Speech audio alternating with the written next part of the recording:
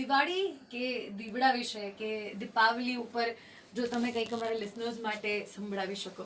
જરૂર. સૌને નમસ્કાર, સૌને જય ભગવાન. કવિ કાલિદાસે કહ્યું છે કે ઉત્સવ પ્રિયા ખલુ માનવાહ. આપણો ભારત દેશ ઉત્સવ પ્રિય છે અને આપણી સંસ્કૃતિ એ ઉત્સવનું અભિન્ન અંગ પણ કહેવાય છે.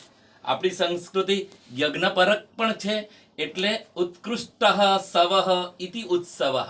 ઉત્સવમાં મન મેળાપ કરી શકાશે, નીરસતા દૂર થઈ શકાય, હૈયામાં હૈયાના નવા પ્રાણ સાથે એક એવી ભાવના પ્રગટ થાય છે કે જેમાં એક અનેરો આનંદ હોય છે, જે પ્રકૃતિના ખોળામાં અથવા તો પોતાના સ્વજનોની સાથે જે મનાવવામાં આવે છે એ ઉત્સવ ખરેખર હૃદયસ્થ હોય છે અને હૃદય પ્રિય પણ હોય છે.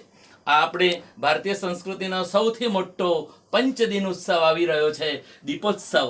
દીવો એટલે દીપક, દીપક એટલે દીવડો, દીવડો એટલે પ્રકાશ. જ્યાં પ્રકાશ છે અને જ્યાં પ્રકાશ છે ત્યાં અંધારું આપોઆપ દૂર થઈ જાય છે. ભગવાન રામચંદ્ર ભગવાન લંકા વિજય કરીને જ્યારે અયોધ્યા પરત ફરે છે અને આખી અયોધ્યા નગરી જ્યારે દીવાઓથી શણગારાઈ ગઈ છે અને દીવાઓ જગમગાટ થઈ રહ્યા છે, ત્યારે પ્રત્યેકના હૈયાનો અંતરાત્માનો જે રામ છે એ જાગી ગયો હોય છે અને દરેકના મનમાં દિવાળીનો ઉત્સવ એટલો બધો અનહદ વ્યાપી રહ્યો છે કે ખરેખર આજે કંઈક પામ્યાનો અમને અણસાર થતો હોય છે. એવો આપણો આ ઉત્સવ ખરેખર આપણને પંચદિવમાં ઉજવવામાં આવે છે, જેમાં આપણે વાઘ બારસથી શરૂઆત કરીએ તો વાઘ બારસ એટલે કે જે આપણી વાણી છે, વાક અને બારસ એટલે વાણી દેવી સરસ્વતીની જે ઉપાસના છે એનો એક એ દિવસ છે. અને બીજા અર્થમાં એને ગોવત્સ દ્વાદશી પણ કહેવામાં આવે છે, એટલે કે એ દિવસે ગાય અને વાછરડાની પૂજા કરવામાં આવે છે. ભગવદ્ ગોમંડળમાં એક શબ્દ છે, દેવું પતાવવું અર્થાત વાઘ માંડવું. એટલે કે આ દિવસોમાં જે જૂનો હિસાબ છે બધા પૂરા કરવાના હોય છે અને નવા વર્ષથી નવો હિસાબ શરૂ કરવાનો હોય છે, એટલે આપણે એને વાઘ બારસ કહીએ છીએ. પછીનો દિવસ છે ધનતેરસ, એટલે ધણ તેરસ શબ્દ છે.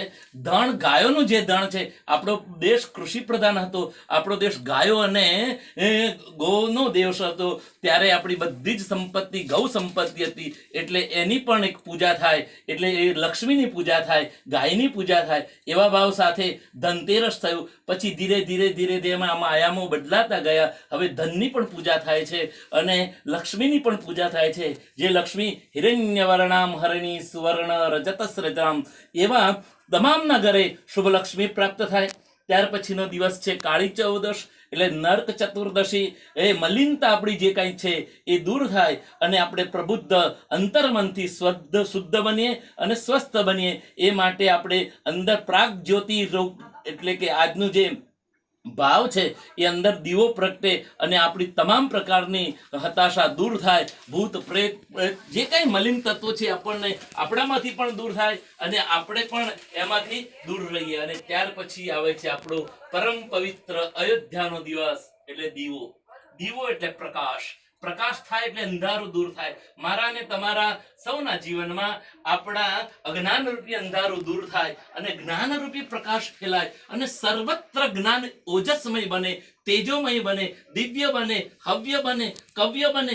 વ્રત જપ તપ નિયમ સ્વાધ્યાય ક્રતુ દયા દાન દરેક ક્ષેત્રમાં આપણો પ્રકાશ પુંજ ઝળહળતો રહે.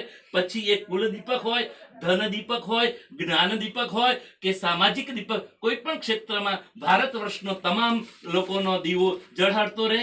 અને એવા ભાવ સાથે આપણે બીજો દિવસ ઉજવીએ છે નવું વર્ષ. સૌને મંગલકારી વિચારો સાથે મળવાનું, એકબીજાને ભેટવાનું, એકબીજાને સ્વાદિષ્ટ મીઠાઈઓ વેચવાની અને એકબીજાનું મોં મીઠું કરવાનું. અને ત્યાર પછી પ્રેમમય, અર્થમય, ધર્મમય, કામમય જીવન પૂરું કરી અને આ પંચ દિવસોની આપણે ઉપાસના કરતા હોઈએ છીએ. આ પંચ દિવસોમાં પરમાત્મા આપણને યશ, કીર્તિ, પ્રતિષ્ઠા, લાભ, જય, વિજય અપાવે અને સર્વ સુખી કાર્ય બને. અને ખાસ કરીને વિશેષ પ્રાર્થના એ છે કે આ મહામારી દૂર થાય અને ફરીથી આપણું ભારત વર્ષ ઝળહળતું દીપક જ્યોતિ બને. અને ખરેખર યોગીજીએ જે અયોધ્યામાં આવ્યા પછી ક્રાંતિ કરી છે ને, સરયુ તટ, એ સરયુ તટે અમારા અહીંથી મોકલાયેલા ડોક્ટર સાહેબ દ્વારા, અમારા NGO દ્વારા જે કંઈ મોકલાયેલા દીવાઓ ઝળહળશે ત્યારે અમારા અંતર્મનનો દીવો પણ ખૂબ પ્રકાશિત થશે.